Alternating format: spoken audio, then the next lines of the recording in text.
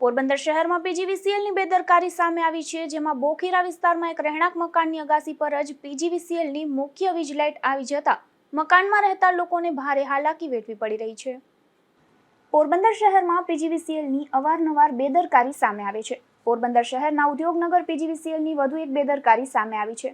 શહેરના બોખીરા વિસ્તારમાં એક રહેણાંક મકાનની અગાસી પર પીજીવીસીએલની મુખ્ય વીજ લાઇન અડી જતા આ મકાનમાં રહેતા પરિવારના સભ્યો દ્વારા ઉદ્યોગનગર પીજીવીસીએલને રજૂઆત કરવામાં આવી હતી અને પીજીવીસીએલના અધિકારીઓ દ્વારા 2 દિવસમાં આ સમસ્યાનું નિરાકરણ માટે ખાતરી આપી હતી, પરંતુ 8 દિવસે પણ આ સમસ્યાનું નિરાકરણ ન થતા પરિવારજનોમાં રોષ જોવા મળી રહ્યો છે। એકની હું કપલીન હું પછી નોંધાવા ગઈ હતી। મેં કાકા હું અરજી દેવા આવી તો એક છોકરો મોડો આવ્યો। એ કેવા નહીં હું અમારે મેળીને માથે વાયર લટકે નાથી એમરજન્સીમાં છે તો એ કે મને કે તું સાહેબ પાસે જા। એટલે હું સાહેબ પાસે ગઈ। સાહેબ પાસે ગઈ તો સાહેબ કે મને કે તું અરજી લે। તો હું અરજી લઈને સાહેબ પાસે ગઈ તો સાહેબે મને કામ કહ્યું કે આ 2 દીમાં તમારું કામ થઈ જાય। કે આ 2 દી ને બદલે આજ કેટલી તારીખ થઈ? આજ 28 તારીખનું લખેલ છે તો હજે નથી આવ્યા। આ કામ કોઈની મોતની વાત જોવે? અમારો પોટો મરા જાય ને તો કોની જવાબદારી છે? હે તો અજયભાઈ ફોન કીધો।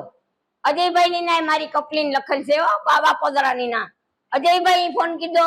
અજયભાઈ પાછો મણી ફોન કીધો કે ફૂઈ તારી કપલીન નોંધાઈ ગઈ, તારા ના આવે જાય તું કઈ બોલતી નહીં। એટલે હું બોલતી નથી।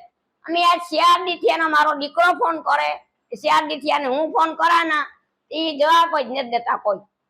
તમે આ બખીરામાં નથી આવતું? અમે બિલ નથી ભરતા? એવડા બિલ દે જાય, એમાં 3-3 હજારના બિલ આવે તો અમે બિલ ભરીએ કાયદેસર। બોખીરા વિસ્તારમાં રહેતા પરિવારની આ સમસ્યા અંગે સ્થાનિક કોર્પોરેટરને પણ જાણ કરવામાં આવી હતી અને આ કોર્પોરેટર દ્વારા પણ પીજીવીસીએલને જાણ કરવામાં આવી હતી, તેમ છતાં કોઈ નિરાકરણ થયું ન હતું। નિપુલ પોપટ સાથે અશોક થાનકી, ગુજરાત ન્યૂઝ, પોરબંદર।